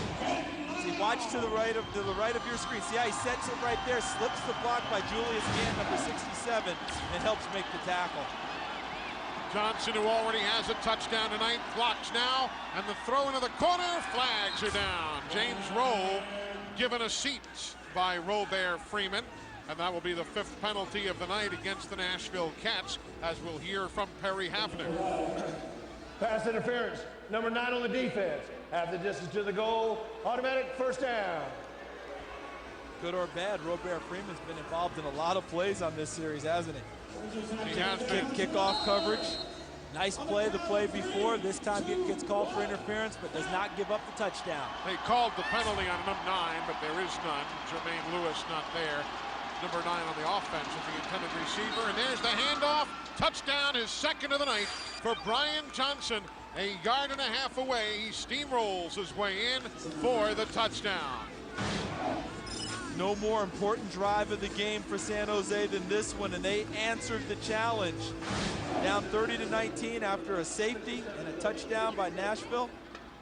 After a turnover, they came right back and scored and put themselves right back into this game. I like the lead blocking from Julius Gans. He's been a load to handle. And the point sneaks in just alongside the right upright. So inside of 5 minutes to go in the 3rd, it's a 4-point ball game. Both teams playing a little big boy football now, scoring on the ground. To the tune of Sweet Home Alabama, little Leonard Skinner on the public address system here. Notice I did not acknowledge the playing of Rocky Top a short while ago, but I guess in fairness I have to mention that they did play it for a few bars earlier.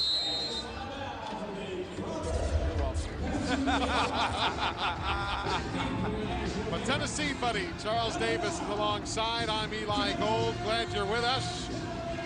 Did you realize the person who penned Rocky Top is in the Country Music Hall of Fame as a songwriter? Of course, the guys who played Sweet Home in Alabama are in the Rock and Roll Hall of Fame. Taking both ways. Yes, here's Jarek Hillary to the 15. Hey, Steve Wrigley, what'd you find out down there about all that mess earlier? Well, I'm still working on it, Eli. Coach Darren, what was the controversy about on that last drive? Oh, they were blocking downfield on that last touchdown pass, and that's something they can't do. They had linemen downfield, and Coach Guy was trying to let them know that you can't do that. A little bit of emotion here, but it led to a drive for your guys. Oh, that's what we want. You know, it's a game of emotions. Our guys are fighting, their guys are fighting, and that's what this game's all about. Thank you. Back upstairs to Eli and Charles. Good hustle there, Steve. Yes. Good job to hear from Darren Arbett. Great job, Steve Wrigley, diving into the jaws of the SaberCats to get us the story. Leon Murray. Cross grabbed by Alonzo Nix, and Nix has 1st down yardage to the 18-yard line. Omar Smith was there on the stop. See why they wanted to get this young man on the field. Yeah. Pasperduto's talked to us for a couple of weeks about getting Alonzo Nix some touches and getting him active into the game. Watch this. First contact from Omar Smith, one of the better tacklers in arena football. He gained an additional 5 yards or so after the contact. Alonzo Nix, the rookie out of Tennessee Chattanooga. Another good wide receiver. who played for UTC years ago. One Terrell Owens throwing into the corner of the end zone. It is off the top of the boards. The Sabercats say they intercepted off the top of the boards. They did. That'll be a touchback. That will be a touchback by rule. The ball went off the receiver's hand. It hit the top of the boards, came up and was grabbed by Clevan Thomas. That will be the second interception of the ball game for San Jose. It is a touchback. Watch this. Remember, the boards are live. And that's why this counts as an interception.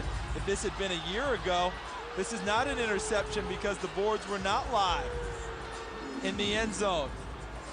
And I don't know if the fans are upset. Did they think a fan actually got involved with this play? Let's take a look again at the end. Ball's off the intended receiver. As it comes down, there's a fan. Let's see, let's see. Nope, the fan I never don't think touched so. it. I think the fan's hand was there, but I don't believe the fan ever touched it. Now the Sabercats, Grieve, shorts on his throw to the left side, finding Kevin McKenzie. Could not come up with the football.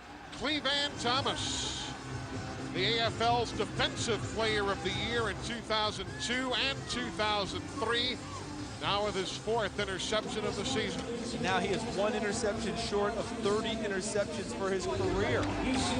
At 13 in one season, one of those years that he was the AFL Defensive Player of the Year.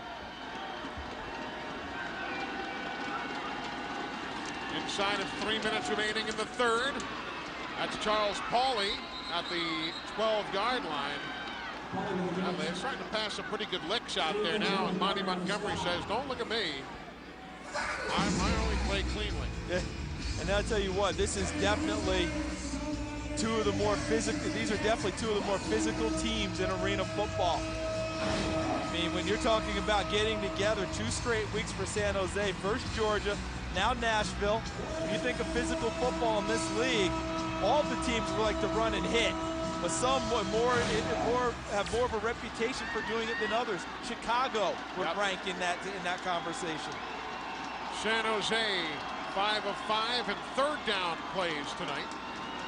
Here's another. And that's behind everybody. Cornelius Bonner got a hand on it and could not pull it in for an interception. And there's Pat Sperduto saying, watch the ball, watch the ball. Yeah, you see that he loves this home record. If you take care of your home field, you have an opportunity to really do big things, because you're going on the road, obviously very dicey proposition in this league. Must protect the home turf. And Pat Sperduto does not mind a physical brand of football. In fact, he insists on it as the head coach. Colorado, the only other undefeated team at home this year at 4-0, as Brian Johnson fumbles the football. The Cats say they've got it, but it's clearly being cradled again by Johnson there on top of the pile. That was never a clean play from that first toss. No, but it looks like San Jose, if they keep the ball, they're going to have a first down. It certainly looked like Johnson was on top of the pile, cradling the football.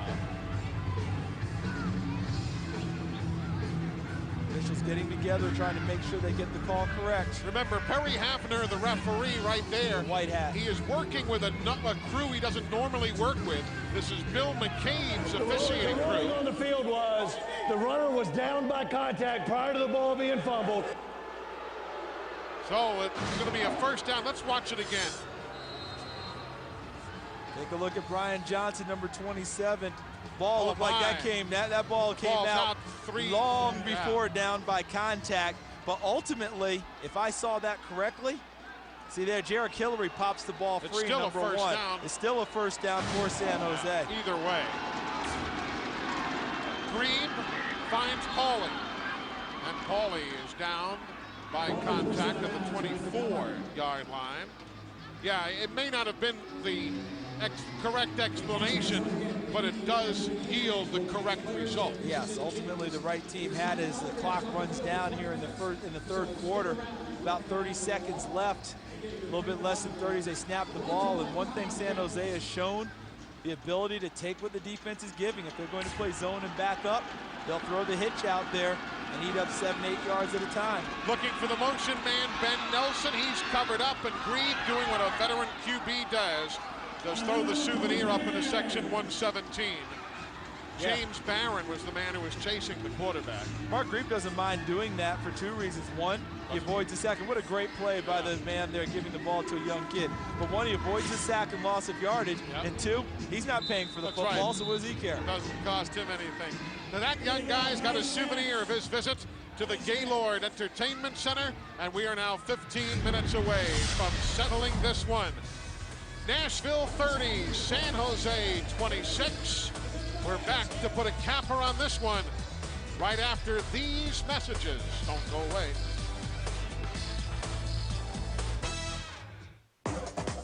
Welcome back to Las Vegas and the Arena Football Celebrity Table.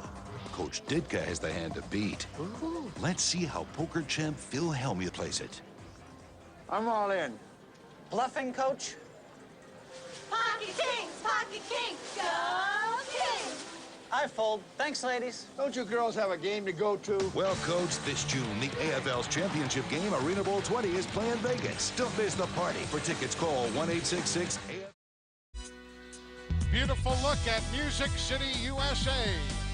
And now inside the Gaylord Entertainment Center, where the sights are not all that bad either. 30-26, Nashville over San Jose. Eli Gold, Charles Davis, Steve Wrigley downstairs, and the crew in the truck here at the Midtown Entertainment Mecca in Nashville. Right now, Nashville is looking for that good pass rush towards Mark Grieve on another third down for San Jose. Grieve 17 of 27 passing, 177 yards, 2 touchdowns. He'll find Ben Nelson for the completion there. Reggie Stevens led the defense for the Nashville Cats, who have allowed only 189 yards of total offense tonight. Watch Ben Nelson after the catch. Watch how he cradles the ball. He knows he's in the middle of the field traffic. See how he covers it with 2 arms? Why is that important? You see who came and made the tackle? Yeah. That's Kerry Clayton, number 51, a down lineman pursuing the ball. Those blindside hits are the ones that often pop the football free. Into the end zone, Monty Montgomery with the interception for Nashville. They'll bring it out to the 12-yard line. Monty Montgomery, the #1 tackler on the ball club, just back off the injury, has a badly bandaged and injured finger, but he comes back and picks off his 7th interception of the year. Oh, Delmonico, what a play you just made. Terrific job with anticipation, as you alluded to, Eli. The big bandage on his finger, I thought maybe was hampering him in tackling earlier. Not hampering him in picking off the football. A great grab, plays off of the wall and brings the ball out, which gets him extra yardage after the interception. Now, folks, Monty Montgomery has played with the New Orleans Saints. He played with the Philadelphia Eagles, the Indianapolis Colts. He had 2 stints with them. Played with the San Francisco 49ers. I mean, he's a bona fide big leaguer. Showing you why. There's Cornelius Bonnet making the grab out to the 23-yard line, and they were just turning cartwheels when Monty Montgomery was deemed healthy enough to return. Well, when he was in the lineup, Nashville had intercepted 11 passes. That was Montgomery's 7th interception of the year. The 2 games that he missed, Eli, 0 interceptions by the Nashville secondary. That's a ball hawk who's a leader. Last year with the New Orleans Voodoo. Played 6 games there. There's the toss to Frank Carter. And Frank turns the corner across the 20 down to the 18-yard line. Just running it and running it and running it behind Joe Minucci's blocking.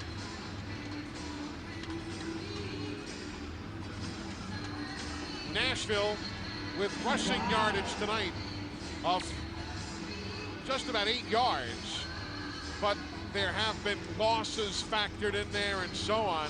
But when they've had to, they've run. The big thing for them is controlling pass rush. And you can't just tee off and go after the quarterback because of the threat of the running game. That's a victory for the Nashville offense. Tolliver was covered. He looks the other way, and no connection to Cornelius Bonner either, because Omar Smith had him covered up there. You know, we haven't talked about the running of Leon Murray, but he is the #2 rusher on the Nashville ball club. Yeah, he had the big sprint for 27 yards last week against Chicago. Longest of the year. At 32 yards on 2 carries coming into tonight's ball game, ranking him second on the team behind Dan Alexander. Carter is the third rusher, averaging 2.3 yards per carry, 16 for 37. Over the top, fade route, Tolliver, touchdown! TD for TT, 20 yards. And the souvenir. And we're talking about the football, not TT, who brings himself back into the field of play. But he was in what they call high motion, and he beat Cleveland Thomas right off the line of scrimmage, number 8. Thomas trying to jam the receiver at the line of scrimmage. Tolliver eluded it and moved around into the middle of the field. Ball was lofted in there, touchdown. His second of the night, I do believe, for TT. Yep. That's why they call him 2-touchdown Tolliver. Former standout at Bethune-Cookman College in Daytona Beach, Florida. The extra point is up and good. And now, with just 11:16 remaining in the ball game, Nashville trying to put some points on the board. They're up by 11 after a 4-play, 38-yard scoring drive. Welcome back to Nashville, the AFL on FSN. The Nashville Cats lead San Jose 37-26. TT Tolliver, 2 touchdowns receiving tonight, 1 touchdown toss. This is 13 of the 16 games you played with the team. You've had at least 2.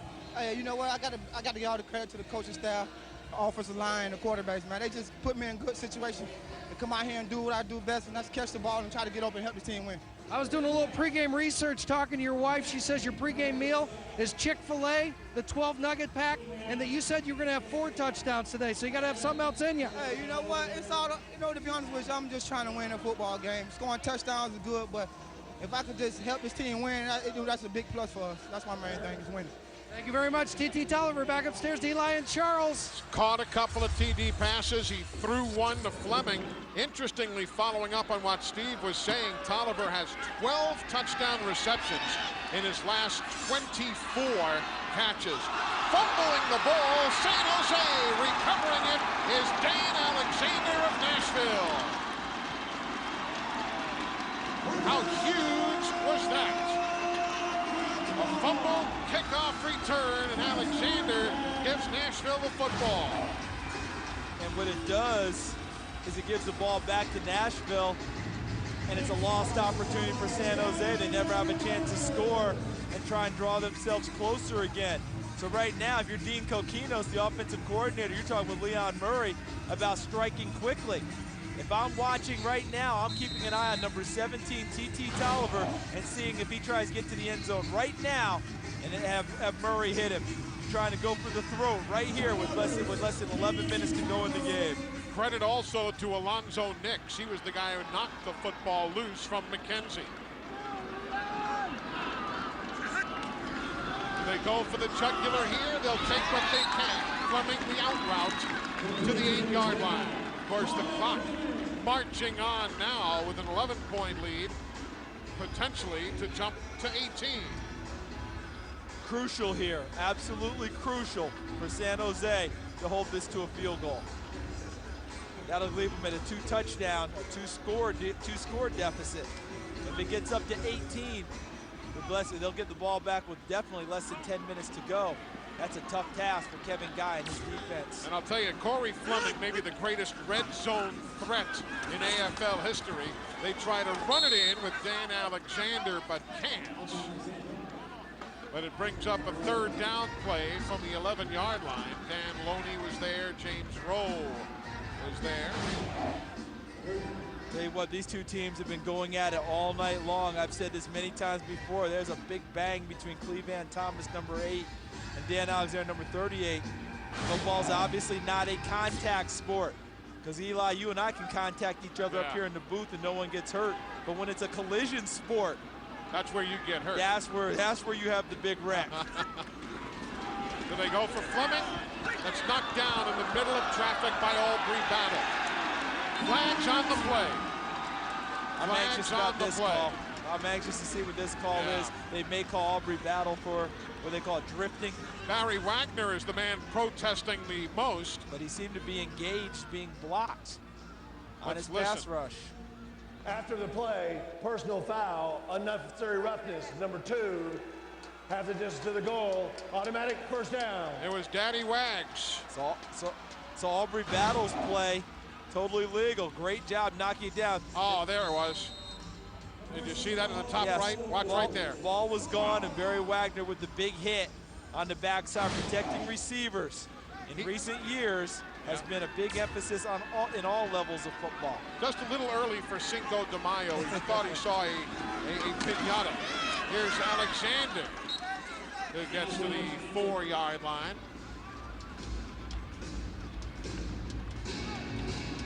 And that was a tough one right there for the San Jose defense, because they had forced them to a 4th down decision for Nashville. If that play stood with Aubrey Battle batting the ball down, but since it doesn't stand, it's a 1st down, allows Nashville to continue to take time off the clock and gives them another opportunity to put 6 on the board. Tell you, Nashville's only run for 8 yards here tonight. San Jose normally gives up 16. They've done a heck of a job stopping the ground game. That time, though, the ground game gets the better of the equation. Behind the block of Anthony Herron, Dan Alexander for his 2nd touchdown of the night. 4 yards, and the Cats pad their lead. This is an explosion run. Watch 38 Alexander one-on-one with James Rowe. Low man wins. Alexander's pads below Rowe's, number 9, and the force of the run, because he got his shoulders square and turned up into the hole, and that's what's commonly known as running downhill at the defense. And Dan Alexander hurdles into the end zone, and Nashville is up big on San Jose. The extra point is tacked on. 44-26. A 4-play, 34-yard scoring drive after the fumble recovery of a kickoff return. The Gaylord Entertainment Center in downtown Nashville. Glad you're with us here on FSN. That's the Country Music Hall of Fame directly across the street. I'm Eli Gold. Charles Davis is alongside here. Steve Wrigley is downstairs doing his normal fine job for us. We welcome you inside. We're on week number 9 of the AFL season. Nashville leads San Jose 44-26. Nashville taking advantage of turnovers to put 21 points on the board here tonight. McKenzie, who fumbled the kick return earlier, hangs on for dear life that time. We talked about Nashville getting 21 points off of turnovers. Nashville's turned it over twice, but San Jose has come up empty. And that's the huge difference in this game. Capitalizing on turnovers, always a big part of any level of football. And that graphic really points out the advantage Nashville has. Right wing zone, rocket, one sail, one-on-one. Right. Key now for Nashville on defense, you don't get complacent. Continue to go after San Jose as hard as you've gone after them all evening. Looking on the out route, there's a beautiful grab by Ben Nelson, leading Robert Freeman. I'll tell you, that guy right there, Ben Nelson, the rookie from St. Cloud State, has had a wonderful night tonight. And no fear, does not mind taking on the wall in order to make a catch. He did it there for that touchdown. Here he's very physical in his route and got himself free for a touchdown. But how about this concentration and catch, and again, going into the wall.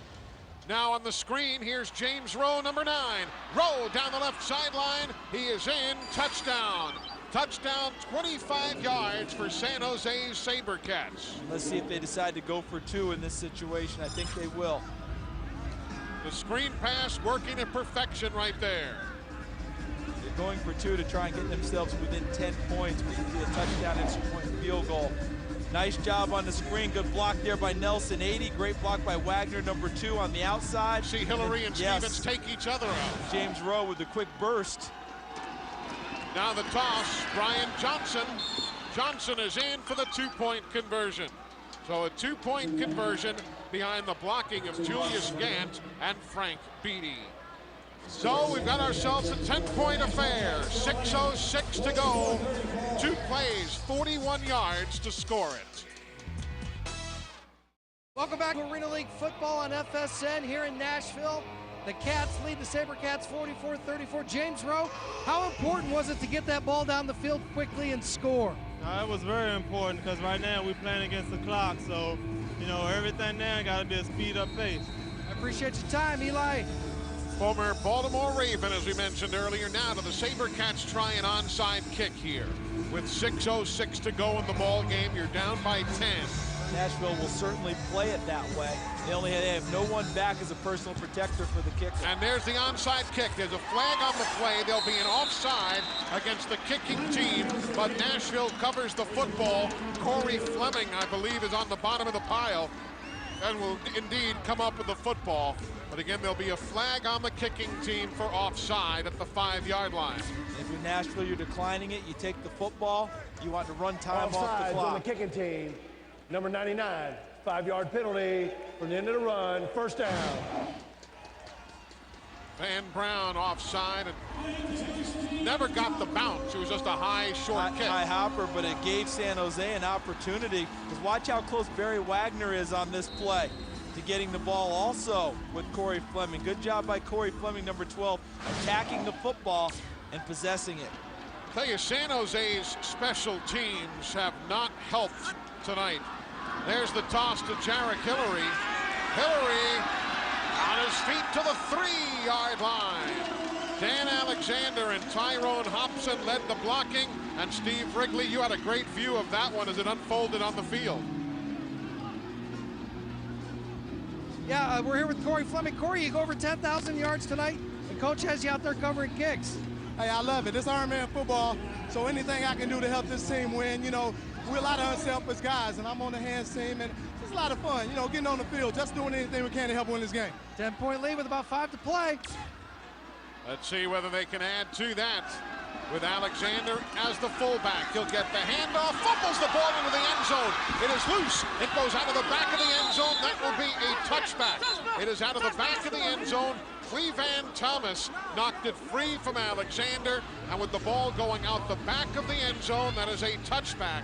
They are just making sure that is the correct call. Referee Perry Havener. There's a touchback on the play. The ball was fumbled, went through the end zone. So first down going the other way for San Jose. This is a huge play because now it opens up the possibility for San Jose to really get back into this. The defense held, no points given up. That brings Mark Grieve and the offense back on the field with an even 5 minutes to go in the game. Plenty of time for the potent offense of San Jose to score. Then they'll have to get the ball back yet again. But the first thing to do is score on offense. Pauline, McKenzie, Nelson, they are the wideouts. Nelson in motion. He gets the catch. Bobbling it as he goes, but he's out to the 14-yard line. And he just demonstrated a technique that's becoming increasingly popular in football. When you're catching the ball across the middle as a receiver, you don't want the ball stripped or the big hit from behind to cause the fumble. So a lot of coaches now are teaching catching the ball, get what you can, and get on the ground. It's not, you know, you're not worried about being called a coward. You're worried about possession of the football. Much more important for offenses. Here's McKenzie on the screen, and he's out to the 18-yard line before he's racked up. McKenzie, who last year played with the Scottish Claymores of NFL Europe. He was assigned there by the Oakland Raiders. Have we ever established what a Claymore is? I never have. All I know is that it gets you a contract with NFL Europe. Yeah. And guys don't mind that at all. 3:45 to go in the game. And Grieve just threw that one away as he was hassled by Joe Minucci again. There's a real surprise. Mark Grieve is going to see a 98 in light blue in his sleep. Joe Minucci has brought the pressure all evening long. Relentless pass rusher. He was like that in college. He was an all-Atlantic 10 performer at the University of Delaware. Terrific program led by their head coach, K.C. Keeler, who succeeded the legendary Tubby Raymond. Nice release. McKenzie does not get to the first down sticks. Cornelius Bonner would not let him turn it upfield. Great effort by Bonner to preserve that lack of first down.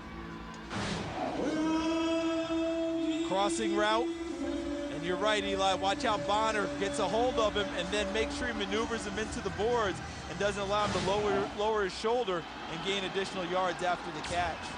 And by the way, as everybody knows, a claymore is a sword. Hence, a Scottish claymore is a Scottish sword. Flag on the play as Brian Johnson turns the corner, but there will be a hold called on the right side of the San Jose offensive line. The closest guy was Rex Richards, either he or Nelson, one of the two, or both. Holding, number 79 on the offense. Richards. 10-yard penalty, third down. A martial artist that time got his hands too involved with the play. Right there. See the grasp on the cloth.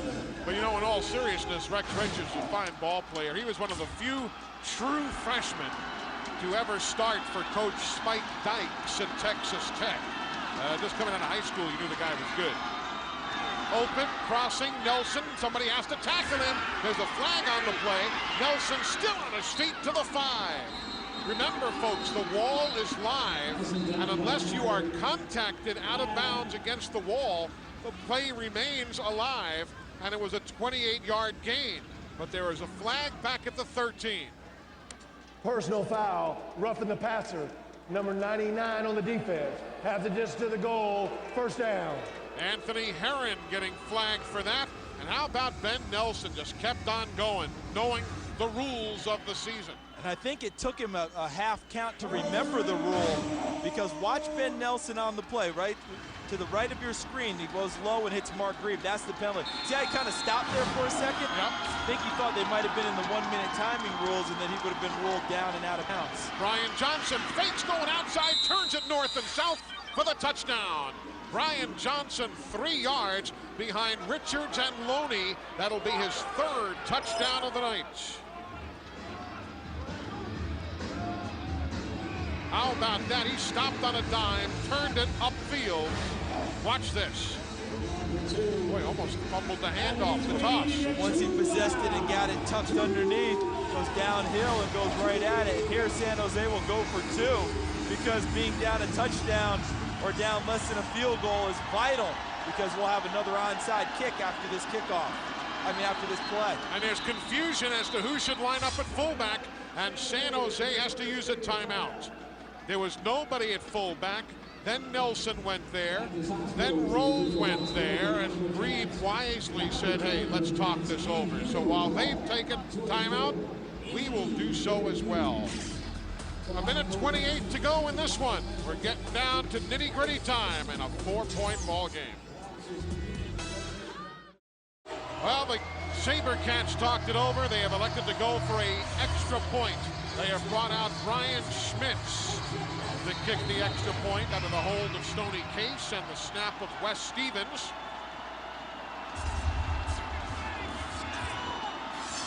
This to make it a 44-41 ball game. Kick is up, kick is good, and it is indeed Nashville 44, San Jose 41. But let's wait a moment. There's a flag on the play at the 10-yard line. A flag is down at the 10-yard line. See, I think when they messed up their alignment, they were going for 2 I to believe try this is and against win it. Nashville. And now you might see a 2-point try again. If it's from the 1.5, let's take a look, or from the 1-yard line. Or do you take points off the board? Running into the kicker by the receiving team. Penalty is declined. The extra point is good. Yeah, see, for me, when they were going out for 2, the thinking I think that they had was to go for 2 and then onside kick it and go for the win in the field goal, because they only would have been down 2. But now that they've got the points and they're down 3, you've got to get the onside kick. Now you're still in a position where a field goal ties the game, and worst case scenario, depending on how much time you leave when you score, you send it to overtime. Today has been quite a night. I started to talk about it before. The San Jose special teams, they were hit with 4 penalties tonight, the special teams were, for a loss of 33 yards. San Jose missed a field goal. They missed an extra point. They missed a 2-point conversion, and they had to take a timeout moments ago on special teams because of the mess up in the alignment. So yeah, and I think ultimately it worked out the proper way for San Jose, because The going for two there, the only thinking I had was that they thought if we got two here, we have a field goal that wins it for us. But if you miss it, now you have to score a touchdown if you're successful with the onside kick. So I think getting the single point was better, and now it's a field goal no matter what. In worst case scenario, you get into overtime and give it a shot. Again, San Jose has 2 timeouts remaining. Nashville has all 3. Jarek Hillary will field the kick from that man, Brian Schmitz. 6th year out of the University of North Carolina. The high kick fielded by Corey Fleming. And Fleming comes down the near side. Fleming stays in. He carries the pile. He's in for a touchdown. Oh my goodness. Corey Fleming just carried the whole pile for a touchdown.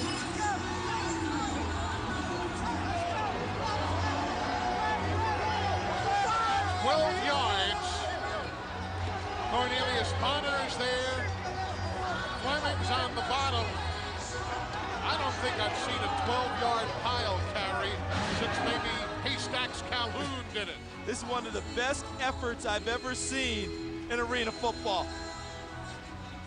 That pile was moving, but is moving by the force of Corey Fleming's legs. Tolliver, Barron, Bonner, Carter, but I don't think they were pushing. Now it looks like they're trying to give him aid, but look at Fleming's legs. They never stop moving the pile. And Tolliver was dragged onto a San Jose player. And what a great, great individual effort by Corey Fleming, number 12. And that brings us to the 1-minute warning. That was something. And what do they say about the best laid plans, all the maneuvering by San Jose? Those are the kind of plays that made Corey Fleming an all-SEC performer for the University of Tennessee from '89 through 1993. Plays like that were big. Now the extra point try by Jason Witzow. Up and good. And as we have come to the 1-minute warning, it is a 51-41 ball game. The Nashville Cats on top of San Jose. So Corey Fleming, on a night when he has exceeded 10,000 yards in receiving yards, also carries the team for another score. It's for yourself the wild side of football with the Nashville Cats. It's the fastest game in town. Furious action that's fun for the whole family. Friday, April 14th, 7 p.m., the playoff contending Cats battle the Philadelphia Soul at the Gaylord Entertainment Center. The first 10,000 fans will receive a Cats team poster courtesy of the Tennessee Orthopedic Alliance. So get there early and cheer on the Cats during their playoff stretch run. Tickets start at just $14, so call Ticketmaster at 255-9600 and see the wild side of football. The AFL on FSN, Nashville, Tennessee. The Cats lead the SaberCats 51-41. Corey Fleming, you were just on a bull rush there. Talk about that play. And it lasted so long, what were they saying in the pile? Well, only thing we was wanting to do was just recover the ball. And I kept my balance and nobody was over there. And we just tried to, make a play. I was trying to get in the end zone, no doubt. This arena football, and we can't stall. We're trying to score until this game is over. We see how tough it is. Big night of milestones for you, the 10,000 yards and a couple touchdowns. I'm just glad to be able to contribute. I've been on a slump, kind of, just trying to get something going with my team, and I hope that we can carry it into these playoffs going. Thank you very much, Corey Fleming. Back upstairs to Eli and Charles. Corey Fleming had a Super Bowl ring from Super Bowl 30 versus Pittsburgh in 1995. Here's McKenzie. And he is impacted against the wall at the 20-yard line. Kevin McKenzie. As we check out the game summary for those of you who are just joining us. Well, the key, each team had 3 turnovers, so you would figure that's a wash. But it's the points off of turnovers that's been a big advantage for Nashville. They're plus 14 in that category. Nashville's been battling penalties for the last 4 weeks. San Jose's been the ones with the penalty problem, has been the team with the penalty problems this evening, 11 of them. And right now, Nashville has a 10-point lead with 56 seconds to go. San Jose with 2 timeouts left. The screen to Barry Wagner. And Wags gets to the 24-yard line, a pickup of 3.5, maybe 4. Reggie Stevens there, number 21, applauding his own defensive stop, and the timeout being taken by San Jose. It will be their second. They have 1 more remaining before this one is in the books. Next week, San Jose is home against a resurgent Arizona Rattlers team. before hitting the road to Tampa Bay. They've got a tough road ahead. They sure do. It's been tough for them already. 5 straight road games earlier this year after starting with a home game to begin the season. So nothing's ever easy, and the Western Division appears that it's going to stay tight all year long. As Darren Arbett has told us every year, none more so important than this one. All we want is to get into the playoffs. After that, it all takes care of itself. Flags on the play as Nashville came across before the snap. I believe Aaron McConnell was the first man to go. Encroachment, number 91 on the defense. It was. 5-yard penalty, first down. Nashville, after tonight's game, has a couple of road trips. One to the Mile High City and one to Sin City before coming home against Tony Graziani and the Philadelphia Soul. I saw the Soul listed the other day as the disappointing team in the AFL this year. Yeah, they moved that along with Alyssa Graziani is the disappointing player. I saw that. And Georgia, along with them, is a disappointing team. I have a feeling Tony Graziani will bounce back pretty well in the second half of the year. Ben Nelson fights for yardage to the 9 with 44 seconds remaining. Monty Montgomery into the tackle as San Jose takes their final timeout. So the third and final timeout being used by the SaberCats. San Jose's gaining yardage, and Ben Nelson's had a nice evening again. 3 straight terrific games for him. But what Nashville is doing is really a good job. And I say that in terms of they're making San Jose run plays and use up all of their timeouts. They haven't allowed the big strike that's gotten them into the end zone and saved time for them. So that's a good job on defense by Nashville, because if we're not mistaken, San Jose's out of timeouts at this point. Right, they are out of timeouts. So Nashville has all if they needed them. So if Nashville can battle them here and not allow a touchdown, that'll really allow the clock to run down for the Nashville Cats. Sidearm release. No one picks up Ben Nelson. That's an 8-yard touchdown, his 3rd touchdown of the night.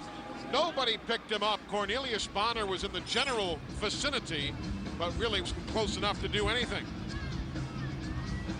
8 yards, Grebe to Nelson. Huge touchdown, obviously, for San Jose. The biggest reason the clock stopped and they scored points.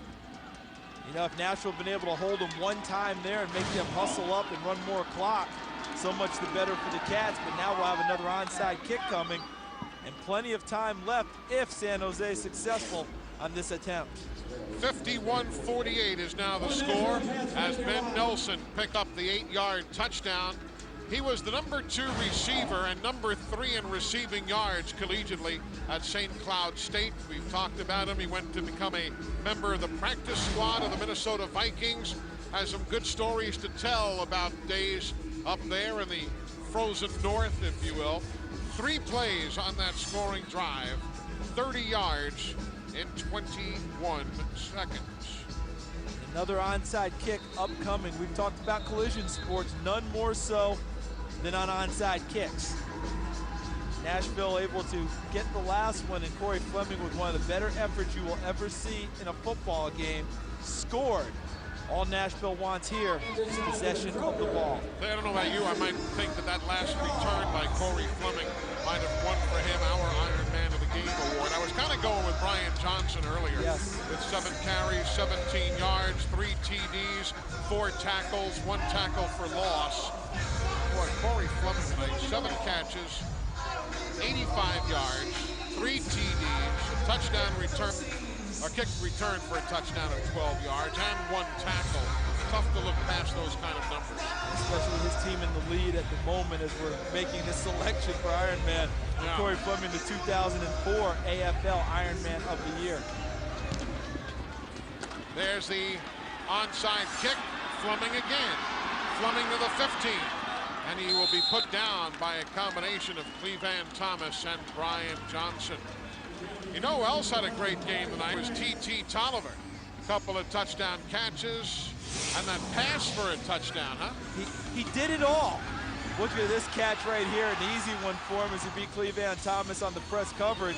And look at that, with one arm, hauls it in, beats him again, and then the touchdown pass you referred to, partner, on the reverse, tosses it to Corey Fleming. How about that for efficiency? 3 catches, 2 of them for touchdowns, 1 for 1 passing. Remember, Nashville with the lead must make forward progress. San Jose cannot stop the clock. Frank Carter with the handoff, and that is going to do it. That is going to do it as Frank Carter gets forward progress, and the SaberCats are out of timeouts. So Nashville is going to improve to 6 up and 3 down, while the San Jose SaberCats, for those who have followed this league, would say unbelievably, are now 3 up and 6 down. Indeed, Corey Fleming is being named the Iron Man of the ball game. With the numbers that you see on the screen, a superb performance, and Nashville remains undefeated at home at 5-0. Only Nashville and Colorado undefeated at home thus far in the Arena Football League season. And congratulations, Corey Fleming, not for just being the Iron Man, but for going past the 10,000-yard mark in reception yardage in Arena Football, one of only 4 players to have done so. How about the ADT award, the defensive play or player of the game? How about let's go with a big man? Yeah, why not? Joe Minucci causing the safety early in the ball game. His pass rush was relentless all evening. One of the better pass rushers in the league. If you haven't heard of Joe Minucci, you should have. All rookie team last year, 5 sacks a season ago. He's got 6 already this year, as he is a key part of the San Jose loss this evening. Nashville just gave the quarterback such little time at times with which to work. And I know that San Jose is feeling better and better about how they're playing. It's not translating into the victories that they would want, but they're looking at all they want to do is get into the playoffs. And in the Western Division, with things as tight as they are, they're by no means out of it. They're going to try and put together a little bit of a streak, though, and try and vault themselves into playoff contention. So that's going to do it for our coverage this evening here in Nashville, Tennessee, as the AFL on FSN gives you an interesting ball game, some history, some major highlights, and yes, Barry Wagner to boot. 51-48 the final score as the Nashville Cats improve to 6 up and 3 down. San Jose drops to 3-6. We thank you so much for watching this AFL and FSN telecast. Again, the final score, Nashville 51, San Jose 48. For Charles Davis and Steve Wrigley, I'm Eli Gold. Thanks for joining us, and good night from Nashville.